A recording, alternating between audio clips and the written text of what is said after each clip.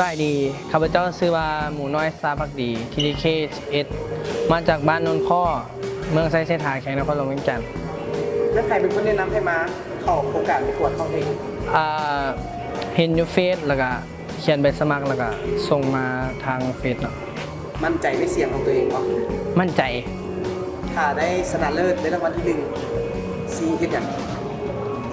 ที่สานฟันในเจ้าของไงมันเก่งกันเก่าล่ะ ได้ยินมา GKK 26กับเสียงดีคิดว่าสู่ GKK 26ได้บอก ได้เชื่อมั่นในตัวเอง ในวงการบันเทิงจะเป็นอย่าง จะเป็นนักห้องมืออาชีพ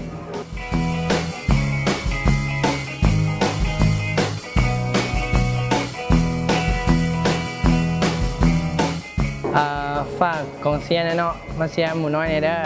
TDK 11วันที่28เดือน12 2019ขอบใจ